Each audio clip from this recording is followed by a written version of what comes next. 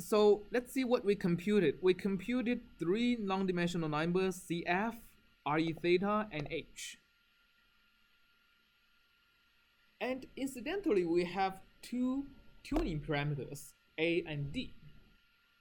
So if we vary both tuning parameters, okay, we can get some kind of a surface plot in 3 dimensions.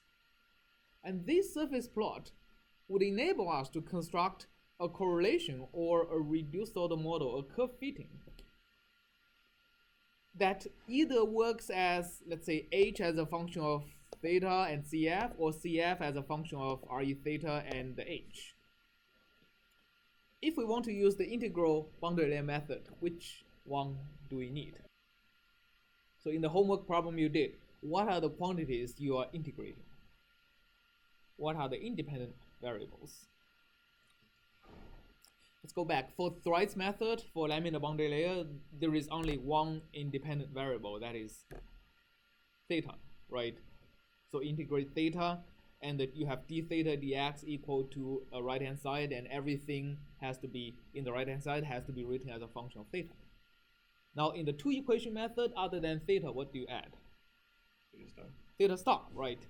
I mean, you can integrate theta and theta star, or you can integrate theta and h, right? So basically you have theta and theta star, which means you also have theta and h. And all the other quantities that appears on the right-hand side of your differential equation has to be written as a function of theta and theta star, including CF, right? So now, if I can write CF, if I can use this code to generate a surface plot of CF as a function of RE theta and H, that gives me closure for the CF term, right? Okay, so let's try that.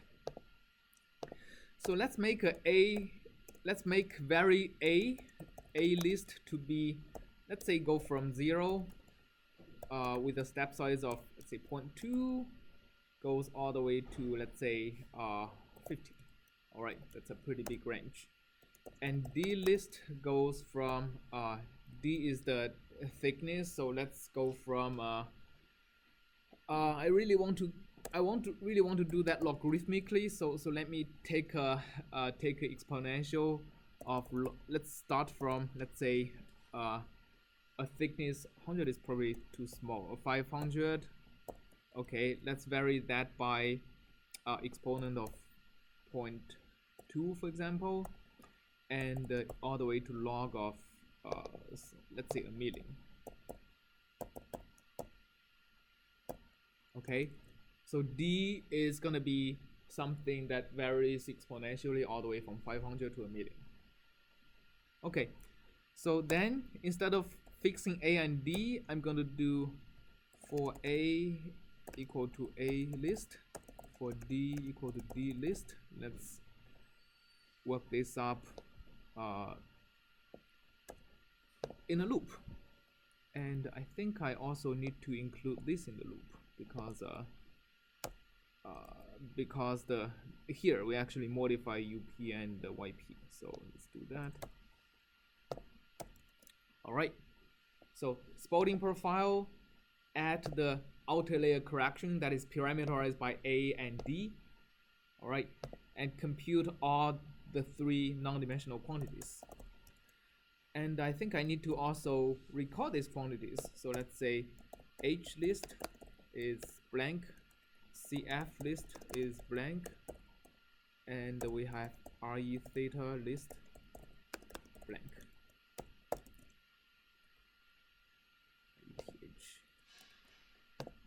Okay, so when we compute them, let's add them to the list.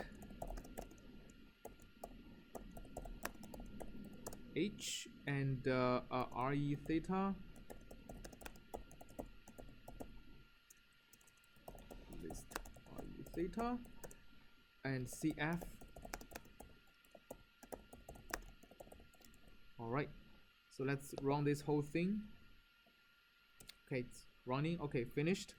So what we get is we get a 251 different A's. We get only 16 Ds. Let's actually refine that a little bit. Let's vary that by 0.2 as opposed to 0.5. It's running. We should still have the same 251 A's. Now we have 39 Ds. It's better. And we computed the CF about 10,000 different points. We constructed 10,000 different boundary layer profiles and computed the non-dimensional quantities for all of them. So now let's plot them. So the first thing we can do is we can plot 3. We want to have the x-axis as h, right? And also re theta. The third axis, we want a function of h and re theta is CF. Alright, so we get a nice 3-dimensional plot like that. It's a bit hard to see, so let's actually do a surface plot. So to make it a surface plot, let's reshape them from a 1-dimensional list to 2 dimensions. So let's see. H list is reshape H list. The y-axis should be, the first axis should be the inner loop, right? So it's the length of D list.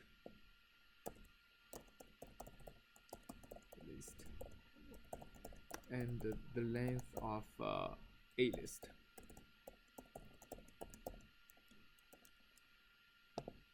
So let's also shape.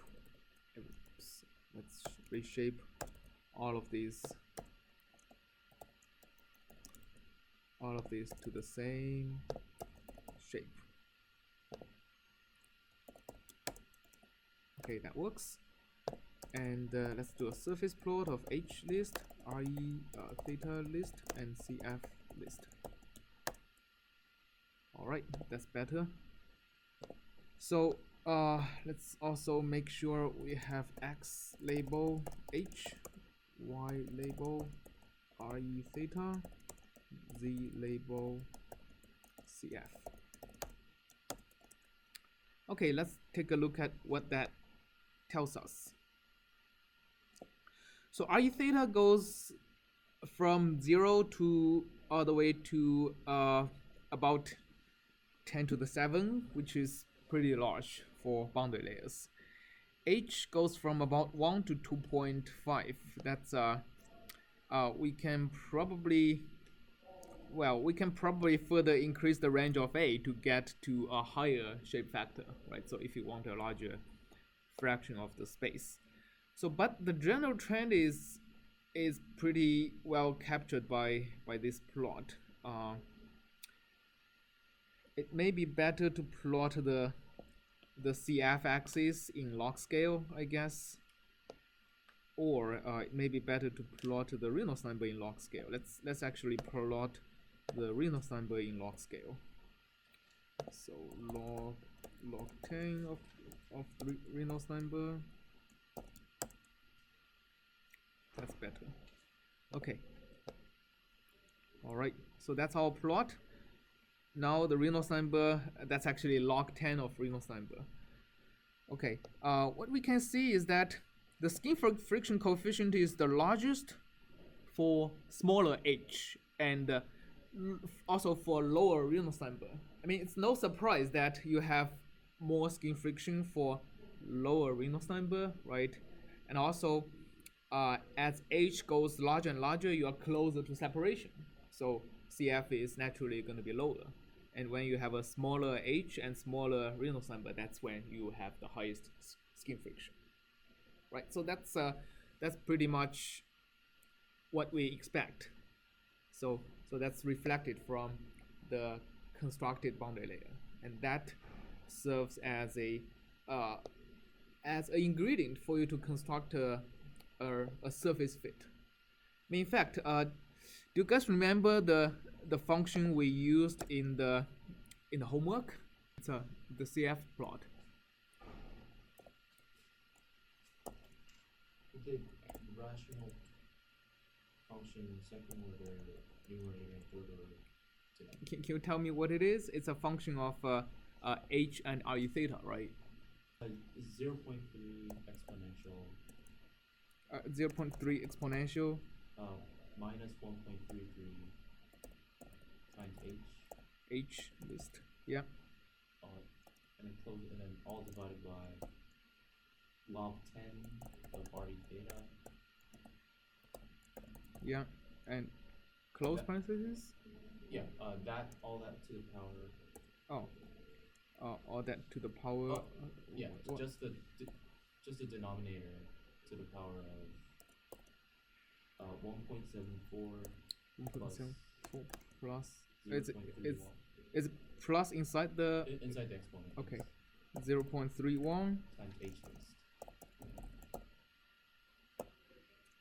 Like that. Yes.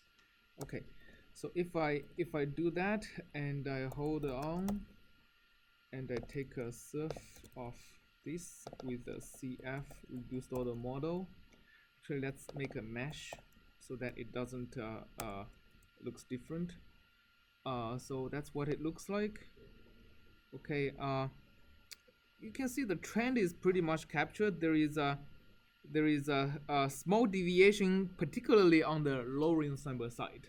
All right, but on the higher Reynolds number side, it matches very well. So it's that's basically you can see a small gap between the mesh, the reduced model, and the surface, but the overall trend is captured. All right, so that's how this reduced order model that is used in your homework is constructed.